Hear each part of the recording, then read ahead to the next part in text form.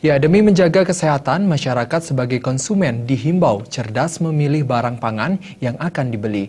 Menurut Kabid Pembinaan dan Perlindungan Konsumen Disko Perindak, Kabupaten Badung, Suwartini, selama ini masih ada barang pangan yang beredar kadaluarsa atau kemasan dalam kondisi rusak. Kabid Pembinaan dan Perlindungan Konsumen Disko Perindak Badung, Suwartini mengatakan, upaya pengawasan terhadap barang beredar dilakukan secara rutin bersama tim penyasar toko modern dan pasar tradisional dan warung. Dari pengawasan atau sidak, masih ada dijual barang kadaluarsa atau rusak dan berbahaya bagi kesehatan.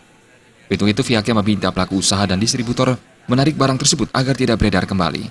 Selain itu, ia mengimbau agar masyarakat lebih selektif dan cerdas memilih barang yang dibeli jangan sampai expired atau dalam kondisi rusak. Harapan kami, masyarakat selaku pembeli harus cerdas dalam memilih, baik melihat dengan teliti melihat masa kadaluarsanya untuk kesehatan kita bersama. Suwartini juga menambahkan, selain program rutin pengawasan dan sidak dilakukan secara intensif, menyasar pasar tradisional, pasar modern termasuk warung-warung. Perawida dan